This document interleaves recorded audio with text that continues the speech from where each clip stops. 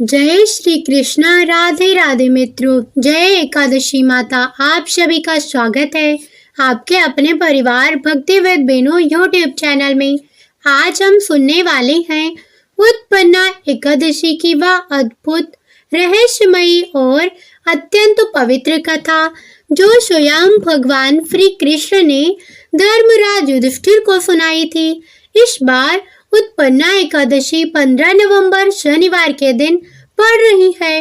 इस पावन तिथि पर सभी गृहस्थ जन और वैष्णव भक्त उपवास करेंगे तथा भगवान श्री हरि विष्णु की आराधना करेंगे। एकादशी तिथि का प्रारंभ 14 नवंबर शुक्रवार की रात 12:50 से होगा और यह तिथि 15 नवंबर दिन शनिवार को पूरे दिन रहेगी। एकादशी तिथि का समापन 16 नवंबर रविवार की सुबह 2:37 पर होगा। इस पवित्र दिन का ब्रह्म मुहूर्त प्रातः 5:09 से 5:57 तक रहेगा, जो ध्यान, जाप और पूजा के लिए सर्वोत्तम समय माना गया है। सूर्योदय का समय सुबह 6:44 पर रहेगा। इस प्रकार 15 नवंबर 2025 को पड़ने वाली उत्पन्ना एकादशी व्रत उपासना और भक्ति के आरंभ का शुभ अवसर लेकर आएगी। इस दिन से ही वर्ष भर की सभी एकादशियों का संकल्प लेना अत्यंत फलदायी माना जाता है। हरि ओम तत्सत। मार्गशीर्ष माह के कृष्ण पक्ष की एकादशी तिथि को यह कथा कही और सुनी जाती है। इसे उत्पन्ना एकादशी कहा जाता है। क्यों कहा जाता है उत्पन्ना एकादशी? क्योंकि इसी दिन एकादशी देवी का प्राकट्य हुआ था। इस दिन से ही एकादशी व्रत का आरंभ माना जाता है। श्री कृष्ण बोले, हे राजन, यह कथा अत्यंत पावन और पुण्यदायी है। इसके श्रवण मात्र से ही मनुष्य के समस्त पाप नष्ट हो जाते हैं और आत्मा का उद्धार होता है। सुनो, मैं तुम्हें उस समय की कथा सुनाता हूँ जब संसार में अधर्म का अंधकार छा गया था। सृष्टि के प्रारंभिक काल में एक समय ऐसा आया जब असुरों की शक्ति अत्यधिक बढ़ गई थी। उनमें एक असुर था मुर। वह अपने नाम के अनुसार अति अहंकारी, क्रूर और निष्ठुर था। उसने कठोर तपस्या कर ब्रह्मा जी को प्रसन्न किया और वर मांगा, प्रभु, मुझे कोई देव, दानव, यक्ष, गंधर्व या मनुष्य कभी ना मार सके। ब्रह्मा जी ने तथास्तु कहा और वहां से मुर का आतंक प्रारंभ हुआ। उसने तीनों लोगों पर अपना आधिपत्य जमा लिया, स्वर्ग में देवताओं को निष्कासित कर दिया, यज्ञ और हवनों को नष्ट कर दिया, ऋषियों को यातना दी और पृथ्वी भय का वातावरण फैला हुआ। देवता भयभीत होकर एकत्र हुए और बोले, अब हमें केवल भगवान श्री हरि विष्णु की शरण लेनी चाहिए। देवगुरु बृहस्पति के नेतृत्व में सभी देवता क्षीर सागर पहुंचे, जहां भगवान विष्णु शेष शैया पर योग निद्रा में विश्राम कर रहे थे। देवताओं ने करबद्ध होकर प्रार्थना की, नमामि देव देव जगन्नाथ जगत पाटक नारायण।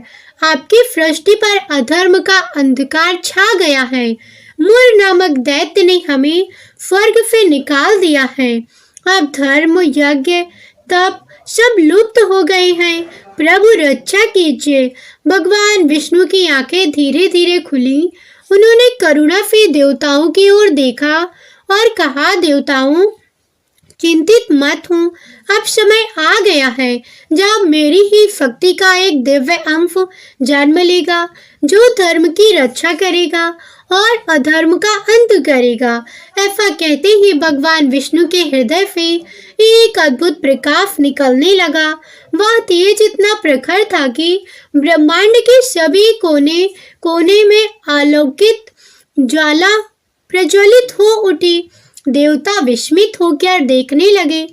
तभी उस तेज से एक दिव्य नारी प्रकट हुई। वह थी एकादशी देवी। उनके नेत्रों में भक्ति का तेज था, हाथ में शंख और चक्र की चमक और उनके चरणों से कमल की सुगंध फैल रही थी। उन्होंने भगवान विष्णु को प्रणाम किया और पूछा, प्रभु, आप कौन सा कार्य मुझसे करवाना चाहती हैं?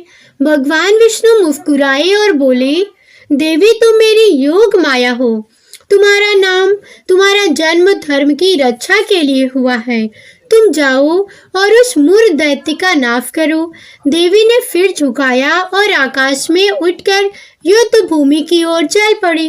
जिस ओर वे बढ़ी, वहां का आकाश स्वयं विद्युत की भांति चमकने लगा।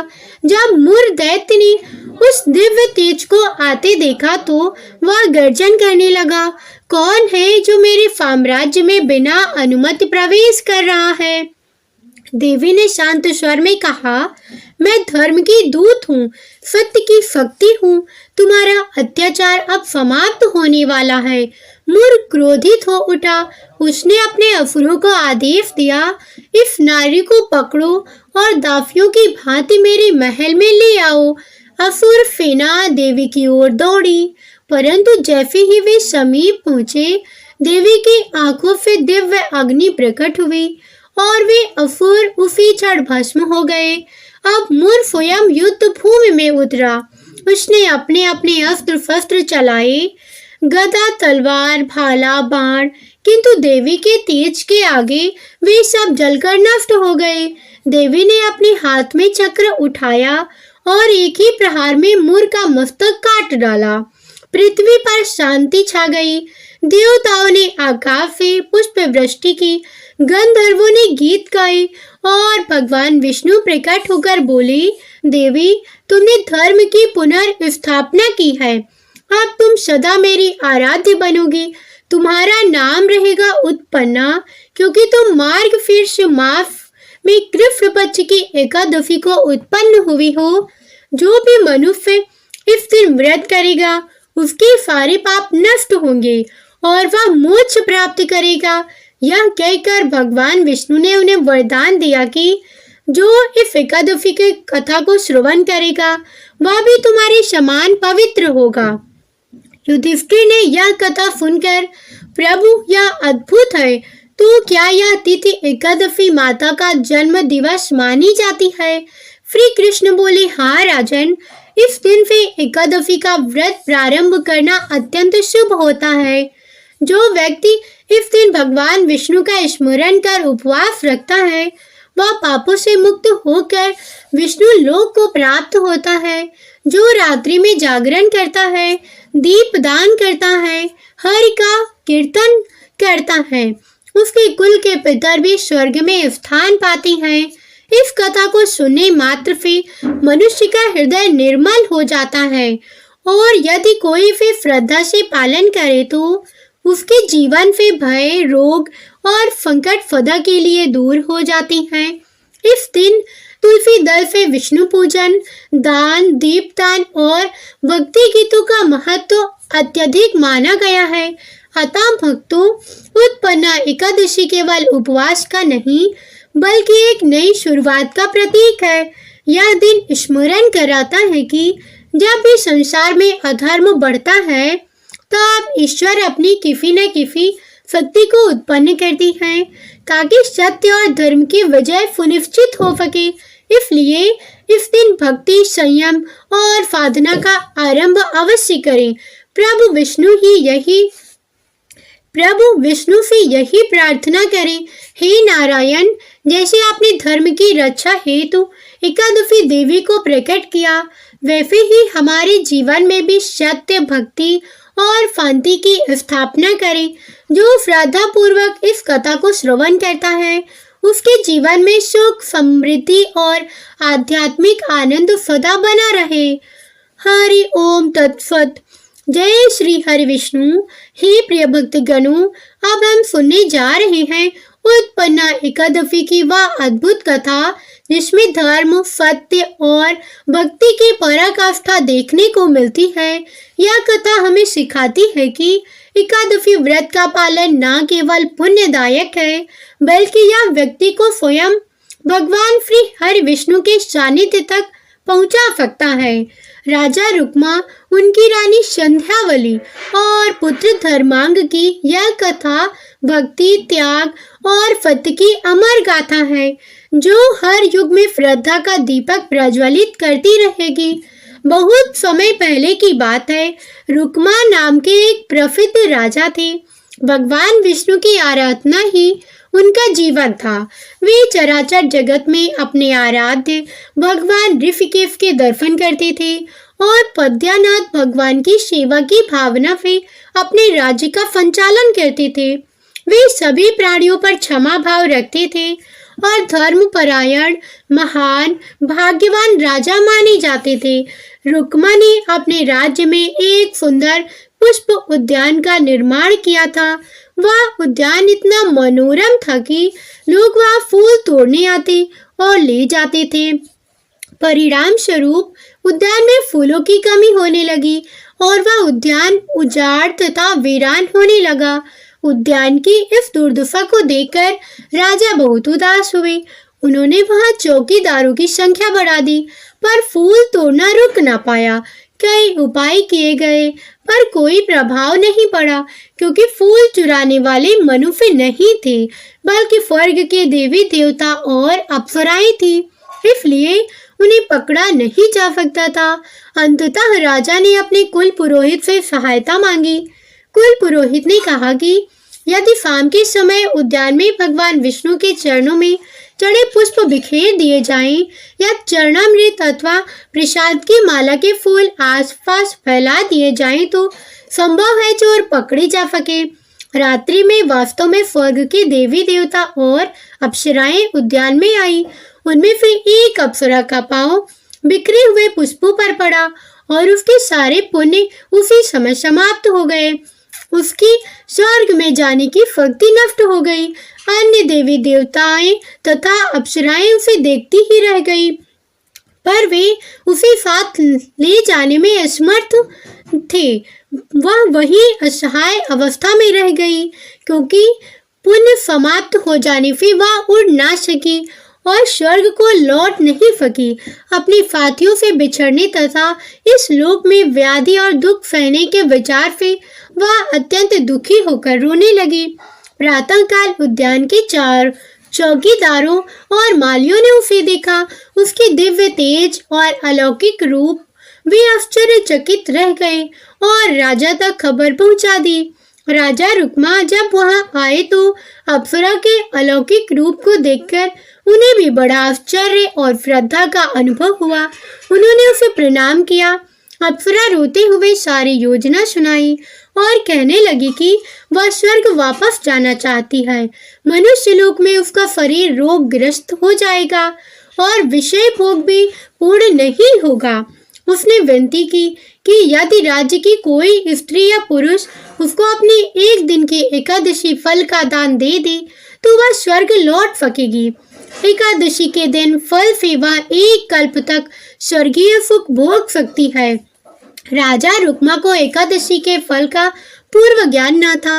उन्होंने अपने राजगुरु से पूछा, परंतु वे भी अनभिज्ञ रहे। तब राजा ने नगर में ढोल नगाड़े के साथ घोषणा कराई कि जो नागरिक एकादशी का फल बताएगा उसे इनाम मिलेगा। पर 3-4 दिन तक कोई आगे नहीं आया। इनाम बढ़ता गया, यहाँ तक कि आधे राज्य तक पहुँच गया। फिर भी कोई परिणाम नहीं मिला। तब अप्सरा ने चित्रगुप्त को याद किया। चित्रगुप्त की प्रेरणा से पता चला कि राज्य में एक सेठ की स्त्री ने एक बार मजबूरी में एकादशी व्रत किया था। सेठ व सेठानी का पता लगाया गया। सेठानी बताती है कि एक दिन वह अपने घर के पास बने गोदाम में गई। गोदाम बंद हो गया और छुट्टी के कारण सुबह तक दरवाजा ना खोला गया। भूखे प्यासे हुए वह वहीं सो गई। अगले दिन जब गोदाम खोला गया तो उसे बेहोशी की हालत में पाया गया। पड़ोस के वैद्यों ने उसे चिकित्सा कर होश दिलाया। संयोगवश वह दिन दशमी तिथि था और अगले दिन एकादशी थी। अतः अनजाने में ही वह सेठानी एकादशी व्रत कर चुकी थी। अप्सरा ने राजा को यह सारी कथा सुनाई और अनुरोध किया कि यदि सेठानी अपना एकादशी फल उसे दान कर दे तो वह स्वर्ग लौट सकेगी। राजा ने राजगुरु की सहायता से सेठानी से संकल्प करवाया और वह फल अप्सरा को दे दिया गया। अप्सरा ने प्रकट रूप से धन्यवाद किया और स्वर्ग लोक चली गई। राजा ने अपनी घोषणा के अनुसार सेठानी को पुरस्कार स्वरूप आधा राज्य दे दिया। इस घटना को प्रत्यक्ष देखकर राजा रुक्मा का हृदय एकादशी व्रत के महात्म्य से प्रबल विश्वास से भर गया। उन्होंने विचार किया कि इतनी पुण्यदायिनी एकादशी का व्रत उनके राज्य के प्रत्येक नागरिक को करना चाहिए। अतः उन्होंने कठोर नियम लागू किया जो अस्थायी कारणों से ना कर सके। वहां तक कि उम्र कुछ भी हो, यदि कोई व्यक्ति एकादशी के दिन अन्न ग्रहण करेगा तो उसे दंड दिया जाएगा अथवा राज्य से निष्कासित किया जाएगा। इस नियम का पालन पुत्र, पिता, माता, पत्नी, मित्र, रिश्तेदार एवं कोई भी हो सभी पर लागू रहेगा। राजा की घोषणा के परिणाम स्वरूप राज्य के सभी लोग एकादशी व्रत करने लगे और वे वैकुंठ को प्राप्त होने लगे। नर्क के द्वार सुनसान हो गए। यमराज और चित्रगुप्त के लिए कोई कार्य न रहा। अंततः यमराज व चित्रगुप्त ब्रह्मा जी के पास जा पहुँचे और कहा कि रुक्मा के प्रभाव से सभी प्राणी वैकुंठ जा रहे हैं। बहुत समय से नर्क खाली पड़ा है। ब्रह्मा जी ने यह सुनकर प्रसन्न हुए और उन्होंने राजा रुक्मा की महिमा बढ़ाने हेतु मन के संकल्प से मोहिनी नाम की अत्यंत सुंदर नारी प्रकट की। मोहिनी रूपसी थी। एक दिन राजा रुक्मा वन भ्रमण को निकले थे तो वहां मोहिनी वीणा बजा रही थी। राजा मोहित हो गए और मोहिनी के वशीभूत होकर उसने प्रणय की याचना की। मोहिनी ने शर्त रखी कि राजा को जो मैं कहूंगी पालन करना होगा। राजा ने वह शर्त स्वीकार कर ली और मोहिनी को राजधानी लाया गया। वे सुखपूर्वक समय व्यतीत करने लगे। कई वर्ष बीत गए।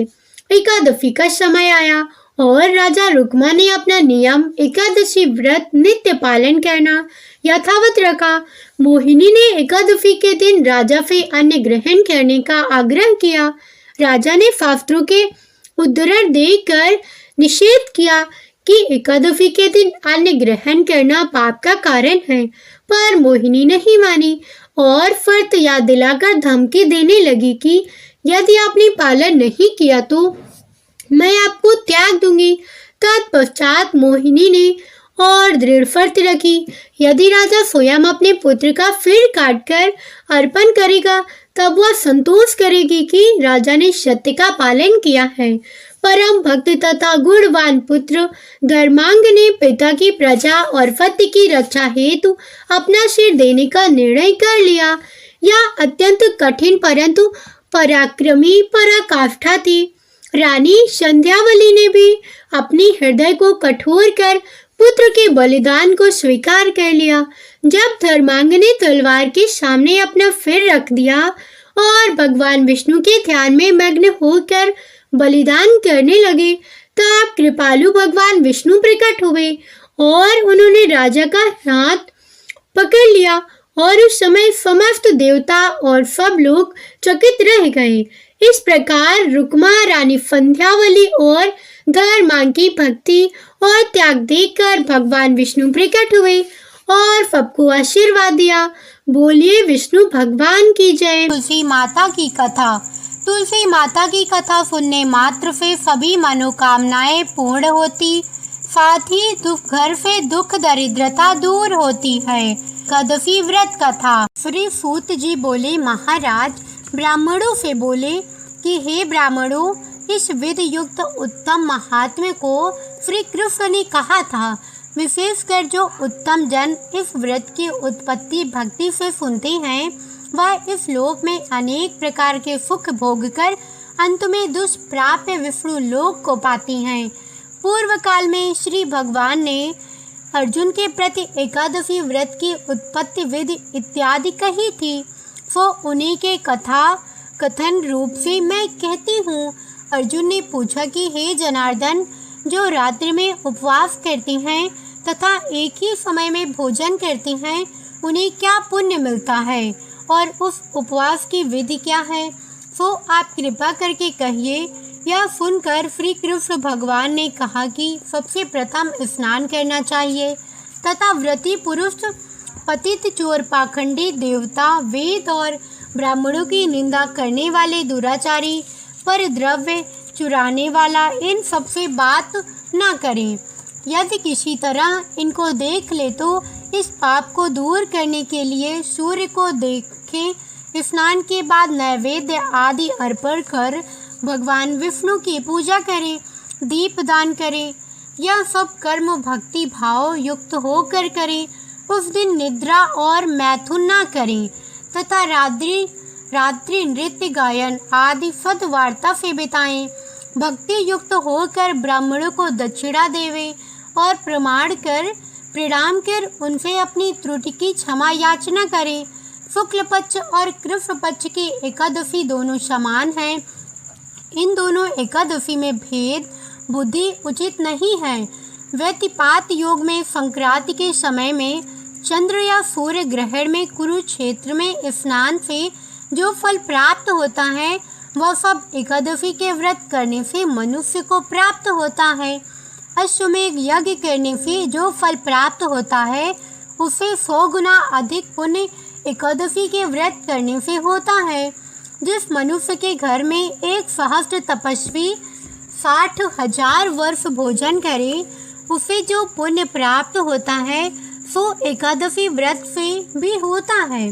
वेद वेदांग पूर्ण ब्राह्मण को 1000 गौदान करने से जो पुण्य होता है, उससे 10 गुना अधिक पुण्य एकादशी के उपवास से होता है। 10 उत्तम ब्राह्मणों को भोजन कराने से जो पुण्य होता है, उससे 10 गुना आदि पुण्य एकादशी के उपवास से होता है। और इससे भी 1000 गुना अधिक कन्या और भूमि दान करने से पुण्य होता है। इससे 10 गुना अधिक विद्या दान से पुण्य होता है। विद्या दान से 10 गुना अधिक पुण्य भूखे को अन्न देने से होता है। अन्न दान के बराबर और तुलसी पुण्य नहीं है। इससे स्वर्गीय पितर तृप्त होते हैं। इससे पुण्य का प्रभाव देवताओं को भी जानना दुर्लभ है। इसलिए अवश्य ही एकादशी व्रत करना चाहिए। एकादशी के दिन नफा नहीं करना चाहिए और अन्न नहीं खाना चाहिए। अर्जुन ने पूछा, हे देव, आप इस तीर्थ को सब तीर्थों से श्रेष्ठ तथा पवित्र कहते हैं, इसका क्या कारण है? भगवान ने कहा कि पहले सतयुग में मूर नामक एक महाभयंकर दैत्य था, जिसके भय से सभी देवता भयभीत थे। उसने इंद्र आदि देवताओं को जीतकर उन्हें उनके स्थान से भ्रष्ट कर दिया था। तब इंद्र आदि देवताओं ने महादेव जी से कहा कि हे देवों के देव, हम लोग इस समय मूर दैत्य के अत्याचार से पीड़ित होकर मृत्यु लोक में अपना काल बिता रहे हैं और देवताओं की दफा तो कहीं नहीं जाती। सो कृपा करके इस दुख को छूटने का उपाय बतलाइए। तब महादेव जी ने कहा कि हे देवों के राजा इंद्र, आप भगवान विष्णु के पास जाइए। महादेव जी के वचन को सुनकर देवराज इंद्र देवताओं को साथ लेकर क्षीर सागर में जहाँ जगतपति जनार्दन सोए थे, वहाँ गए। भगवान को सोए हुए देखकर इंद्र ने हाथ जोड़कर उनकी स्तुति की कि हे देवताओं के देव, आपको नमस्कार है। दैत्यों के नाशक मधुसूदन, हे पुंडरीकाक्ष, आप हम लोगों की रक्षा करें। हे जगन्नाथ, दैत्यों से डरकर सब देवता मेरे साथ आपकी शरण में आए हैं। आप हमारे लोगों की रक्षा करें। आप इस जगत के पिता हैं। आप ही इस जगत के स्थिति करता हैं, उत्पत्ति करता और संहार करता हैं। आप देवताओं के सहायक हैं तथा उन्हें सुख देने वाले हैं। आप पृथ्वी हैं, आकाश हैं और संसार के प्राणियों के उपकारण हैं। आप ही संपूर्ण त्रैलोक्य की रक्षा करने वाले हैं। आप ही सूर्य, चंद्रमा, अग्नि, हव्य, मंत्र, यजमान, यज्ञ और समस्त कर्म फल भोक्ता ईश्वर भी हैं। इस संपूर्ण जगत में ऐसा कोई नहीं है जहाँ आप ना हो। हे देवों के देव, आप हम लोगों की रक्षा करें। इस समय दानवों ने दैत्यों को जीत लिया और उन्हें स्वर्ग से निकाल दिया। अब देवता लोग अपने स्थान को छोड़कर भूमि में मारे मारे फिरते हैं। आप ही उनके सब रक्षक हैं। इस प्रकार इंद्र ने वचनों को सुनकर भगवान विष्णु बोले कि वह कौन दैत्य है जिसने देवों को जीता है, वह कहाँ रहता है, उसका नाम क्या है और उसका बल क्या है, यह सब कुछ विस्तार पूर्वक कहिए। यह सुनकर इंद्र देव कहने लगे कि हे देव, पहले एक बड़ा भारी नाड़ी जंग नामक दैत्य था जिसकी उत्पत्ति ब्रह्म वंश में हुई थी और वह अपने बल से गर्वित होकर देवों को सर्वदा पीड़ित करता था। उसी का पुत्र मरु नामक दैत्य है जिसकी राजधानी का नाम चंद्रावती है। वह नगरी अति सुंदर है। वह दैत्य अपने प्रखर वीर से संपूर्ण विश्व को जीतकर और देवताओं को देवलोक से निकालकर इंद्र, अग्नि, यम, करुणा और चंद्रमा आदि लोकपाल स्वयं बन बैठा है। स्वयं सूर्य बनकर जगत को तपा रहा है। स्वयं प्रजन्य मेघ बन गया है। इसलिए आप उस दुर्दमनीय दानव को मारकर देवताओं को विजयी बनाएं। तब श्री भगवान इंद्र से उसका अत्याचार सुनकर अत्यंत क्रुद्ध हुए तथा इंद्र को संबोधन करके बोले कि हे देवेंद्र, अब मैं आप लोगों को शत्रु भय से शीघ्र ही निर्मूल करूंगा। और हे बलशाली देवों, आप लोग सब में चंद्रावती पुरी को जाओ। यह कह श्री भगवान भी देवताओं के पीछे ही पीछे चंद्रावती को गए। वहां जाकर देखा कि दैत्याधिप मुरु अनेक दैत्यों से परिवेष्टित होकर संग्राम भूमि में गरज रहा है। युद्ध प्रारंभ होने पर असंख्यात सहस्त्र दानव दिव्य अस्त्र शस्त्रों से सुसज्जित होकर लड़ने लगे। अंत में देवता लोग दानवों से लड़ ना सके। उन्हें देखकर अनेक दैत्य अस्त्र शस्त्र से उन पर टूट पड़े। जब भगवान ने देखा कि देवता भाग गए हैं, तब शंख चक्र गदाधारी भगवान अस्त्र शस्त्रों से राक्षसों को युद्ध करने लगे।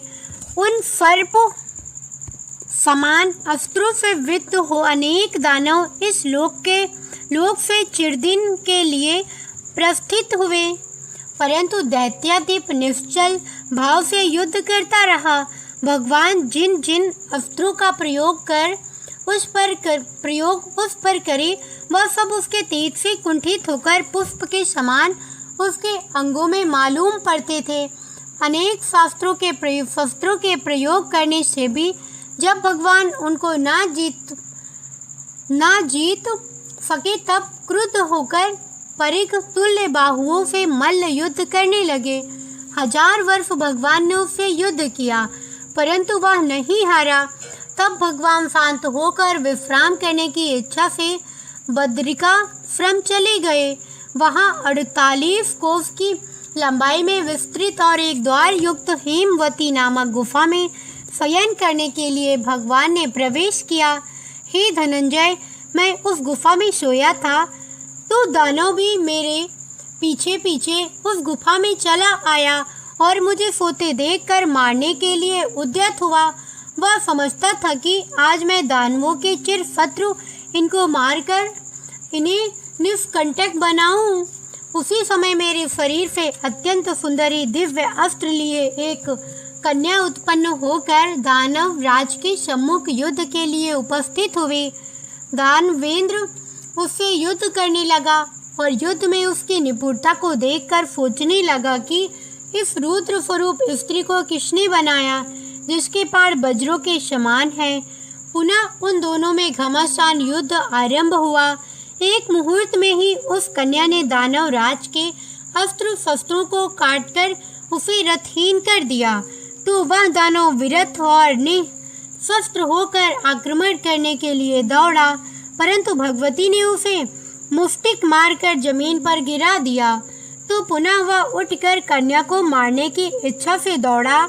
उसे आते देखकर भगवती ने उसका सिर धड़ से अलग अलग करके उसे यमलोक को भेज दिया और उसके साथी भयभीत होकर पाताल को चले गए। जब भगवान उठे तो वह कन्या उनके सामने हाथ जोड़ खड़ी हुई। उस कन्या को देखकर भगवान विष्णु अति प्रसन्न हुए और बोले कि संपूर्ण देव गंधर्व नाग लोकेश सभी को जीतने वाले इस दृष्टि दानव को रण में किसने मारा है, जिसके भय से मैंने इस कंदरा में आश्रय लिया था, सो किसने कृपा कर मेरी रक्षा की है। कन्या ने उत्तर दिया कि हे प्रभु, आपको सोया देखकर वह दानव आपको मारना चाहता था कि आपके ही अंश से उत्पन्न हुई मैंने ही इस दानव का संहार करके देवताओं को निर्भय किया है। मैं सर्वशत्रु दमनकारिणी आपकी महाशक्ति हूँ। हे प्रभु, आप बतलाइए कि इसके मारने से आपको क्यों आश्चर्य हो रहा है। भगवान बोले कि हे निष्पाप, इस दानव को मारने से तुझ पर मैं अत्यंत प्रसन्न हूँ। इस समय सभी देवता अत्यंत हर्षित हो गए हैं और तीनों लोकों में इस समय आनंद छा रहा है। अतः निसंकोच होकर तुम्हारी जो इच्छा हो सो वर मांगो। स्मरण रखो कि देवताओं को दुर्लभ वर भी तुम मांगोगी तो मैं तुम्हें दूंगा। कन्या बोले कि भगवान, यदि आप मुझ पर प्रसन्न हैं और यदि वर देना चाहती हैं तो मुझे वह वर दीजिए कि इस दिन यदि कोई उपवास करे तो मैं उसके पापों से उसे तारने में समर्थ हूँ और इस उपवास से जो पुण्य होता है उसे आधा रात्रि भोजन में होवे। उसका आधा पुण्य एक संध्या भोजन करने वालों को हो। जो जितेंद्रिय मेरे दिन को भक्ति युक्त होकर उपवास करे सो विष्णु धाम को प्राप्त होवे और कोटि वर्ष तक वहाँ अनंत सुख भोग करे। यह सुनकर भगवान विष्णु बोले कि हे कल्याणकारी, जो तुम कहती हो वह अत्यंत सत्य होवे। जो हमारे और आपके भक्त हैं उनकी कीर्ति जगत में प्रसिद्ध होगी तथा वे मेरे समीप वास करेंगे। हे मेरी उत्तम शक्ति, तुम एकादशी तिथि को उत्पन्न हुई हो, इस कारण तुम्हारा नाम भी एकादशी ही होगा। एकादशी उपवास करने वाले के संपूर्ण पापों को दूर कर मैं उन्हें उत्तम गति दूंगा। विशेषकर तृतीय, अष्टमी, चतुर्दशी, एकादशी ये तिथियां मुझे अत्यंत प्रिय हैं। हे पार्थ, सब तीर्थों से, सब व्रतों से अधिक पुण्य एकादशी तिथि में है। विष्णु भगवान इतना वर देके वहां से अंतर ध्यान हो गए और एकादशी तिथि भी वर पाकर परम संतुष्ट तथा हर्षित हुई। हे अर्जुन, जो मनुष्य एकादशी का व्रत करते हैं मैं उनके शत्रुओं का नाश करके अवश्य ही उत्तम पद देता हूँ। इस प्रकार एकादशी की उत्पत्ति हुई। सब पापों को दूर करने और सब प्रकार के मनोरथ सिद्ध करने के लिए यह तिथि प्रसिद्ध है। जो एकादशी व्रत करती हैं वे उत्तम लोक को जाती हैं। वह पुरुष धन्य है जो विष्णु भक्त एकादशी का महात्म्य सर्वदा श्रवण या पठन करती हैं। उन्हें अश्वमेघ का फल प्राप्त होता है। जो विष्णु परायण मनुष्य दिन रात विष्णु की कथा सुनती हैं वह अपने कोटि पुरुष के साथ विष्णु लोक में जाकर पूजित होती हैं। जो एकादशी महात्म्य का चतुर्थार्थ भी श्रवण करता है उसके ब्रह्म अत्यधिक पाप छूट जाती हैं। विष्णु धर्म के समान दूसरा धर्म नहीं है। एकादशी व्रत के समान दूसरा व्रत नहीं है। तुलसी माता की कथा। एक कन्या थी। जब वह थोड़ी बड़ी हुई और उसको समझ आने लगी तब से ही वह तुलसी माता की पूजन करने लगी। उसके प्रतिदिन का नियम था कि तुलसी माता जी का पूजन करने के बाद ही खाना खाती थी। जब वह शादी के लायक हुई तब उसके माता पिता ने उसकी शादी करवा दी। कन्या को उसके माता पिता ने दहेज में भी एक तुलसी का गमला दिया। ससुराल में वह प्रतिदिन सवेरे उठते ही पूजा करती, फिर उसके बाद ही खाना खाने बैठती थी। उसकी 2 जेठानियाँ थी। वो दोनों उसका मजाक उड़ाती थी कि बड़ी नियम धर्म वाली बनती है। उन दोनों को उससे बहुत ईर्ष्या होती थी, इसलिए वो दोनों तुलसी जी का गमला छिपा देती। वह कन्या बड़ी मुश्किल से ढूंढ कर लाती, अच्छे से पूजा करती, फिर खाना खाती। वह गमला ढूंढ कर ले आती तो एक दिन तो उसकी जेठानियों ने क्या किया कि तुलसी माता का गमला कहीं दूर फेंक दिया। कन्या ने खूब ढूंढा पर उसे तुलसी का गमला नहीं मिला। वह बहुत ही परेशान हो गई। उस दिन तो उसने खाना भी नहीं खाया। उसका नियम जो था, उस कन्या की सच्ची भक्ति देखकर तुलसी माता उससे बहुत प्रसन्न हो गई और उसके कमरे में तुलसी माता का गमला प्रकट हो गया। अगले दिन सुबह जब वह उठी तो क्या देखती है कि उसके खाट के चारों कोनों पर तुलसी माता का गमला आ गया है। यह देखकर वह तो बहुत प्रसन्न हो गई कि अब मेरी तुलसी माता को कोई चुरा नहीं सकेगा। पूजन करने के लिए भी कहीं और जाना नहीं पड़ेगा और कोई मेरी तुलसी माता को फेंक भी नहीं सकेगा। वह तो जल्दी से उठकर स्नान करती है और तुलसी माता की पूजन कर लेती है। जब वह खाना खाने बैठी तो उसकी जेठानियां मजाक करने लगी कि लो देवरानी का नियम धर्म पूरा हो गया। उससे पूछती है कि तुलसी जी की पूजा कर ली क्या? देवरानी धीरे से बोलती है कि हाँ कर ली। जेठानियां बोलती हैं कहाँ से कर ली पूजा, गमला तो फेंक दिया था। देवरानी कहती है कि देख लो मेरे कमरे में खाट पर तुलसी जी लग रही हैं। जेठानियां बहुत शर्मिंदा हुई और बोली कि देवरानी तेरी भक्ति सच्ची है, हमने तुझे बहुत परेशान किया, हमें माफ़ कर दे। देवरानी उन्हें माफ़ कर देती है। हम भी तुलसी माता जी से यही प्रार्थना करती हैं कि हे तुलसी माता, जैसी कृपा आपने देवरानी पर करी वैसी हम सब पर भी करना। अब सुनते हैं तुलसी माता की दूसरी कथा। एक बुढ़िया माई थी। उसको तुलसी पूजा करने का नित्य का नियम था। वह प्रतिदिन खाना खाने से पहले पूजा करती थी और उसके बाद खाना खाती थी। वह तुलसी माता से प्रतिदिन प्रार्थना करती थी कि हे तुलसी माता, खाड़ खीर का भोजन देना, पाट पीताम्बर का वेश देना, योगियों जैसी मौत देना, स्वर्ग का वास देना, राम लक्ष्मण की कांध देना, सीता जी का चाल चलावा देना। यह सुनकर तुलसी जी सूखे सूखे रह रही थी।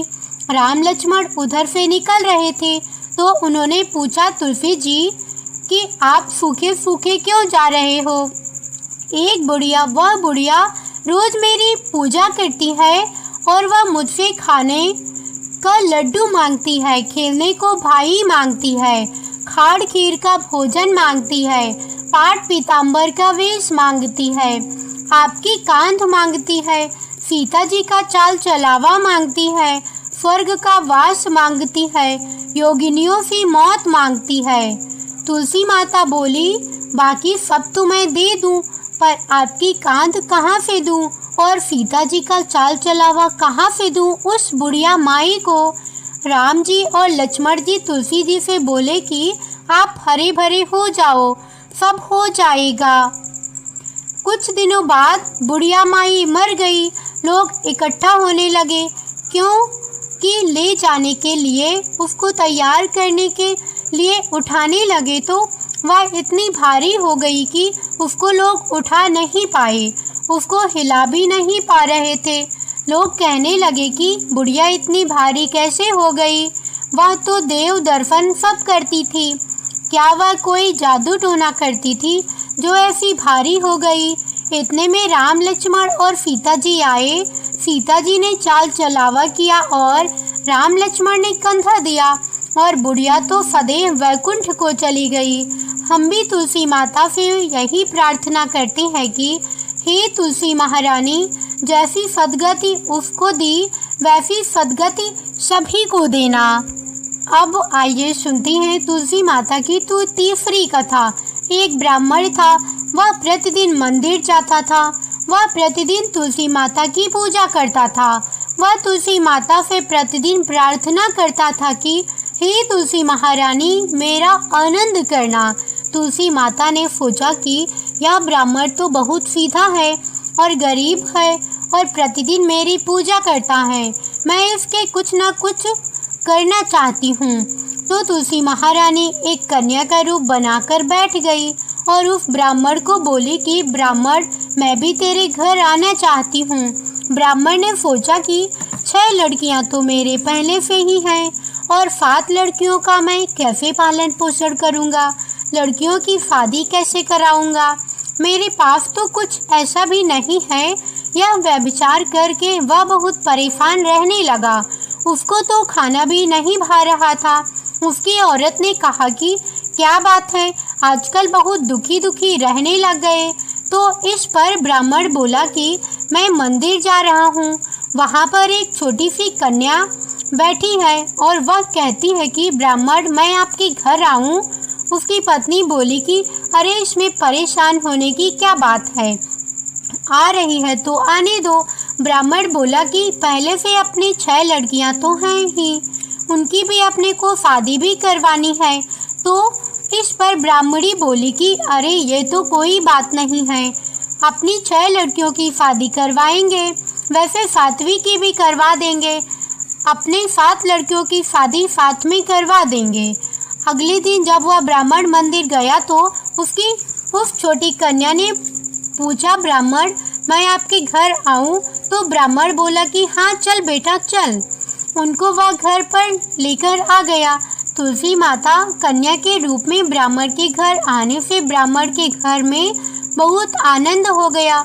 घर में लक्ष्मी की बारिश हो गई।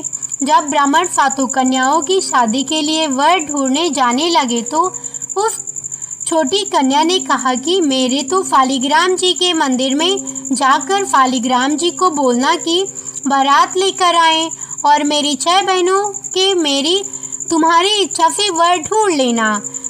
तुम तुलसी महारानी की मेहरबानी से उसके तो सब जेवर कपड़ा खाना सब तैयार हो गया और अच्छी धूमधाम से उनकी शादी हो गई और उस ब्राह्मण की तुलसी माता टूटमान हुई। हम भी तुलसी माता जी से यही प्रार्थना करते हैं कि तुलसी माता जैसे ब्राह्मण के घर पर लक्ष्मी के साथ टूटमान हुई, वैसे ही हम सब पर करना और कथा सुनने वाले सुनाने वाले दोनों पर करना, और जैसा आनंद ब्राह्मण करने करा वैसा हम सबके लिए करना। यह थी संपूर्ण तुलसी माता की कथा। अब आइए सुनते हैं तुलसी माता की आरती।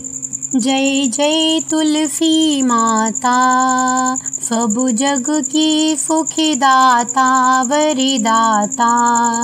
जय जय तुलसी माता, सब योगों के ऊपर सब रोगों के ऊपर रुज से रक्षा करके भवित्राता। जय जय तुलसी माता, बटुपुत्री ही श्यामा, सुरबल्ली ही ग्राम्या। विष्णु प्रिय जो तुमको सेवे, सो नर तर जाता। जय जय तुलसी माता, हरि के शीश विराजत, त्रिभुवन से हो वंदित। पतित जनों की तारिणी विख्याता। जय जय तुलसी माता, लेकर जन्म विजन में आई दिव्य भवन में। मानव लोक तुम्हीं से सुख संपत्ति पाता। जय जय तुलसी माता, हरि को तुम अति प्यारी, श्याम वरण तुम्हारी। प्रेम अजब है उनका, तुम से कैसा नाता। जय जय तुलसी माता, तुलसी माता की जय, भगवान विष्णु की जय। यह थी संपूर्ण कथा। कैसी लगी कमेंट करके अवश्य बताइएगा। साथ ही वीडियो को लाइक, चैनल को सब्सक्राइब कर लीजिएगा और हाँ बेल आइकन को ज़रूर प्रेस कर लीजिएगा। ऐसी ही रोचक और धार्मिक कथाओं के लिए हमारे साथ बने रहिए। मिलते हैं एक ऐसी ही नई कथा के साथ। तब तक के लिए जय बजरंगबली, राम राम।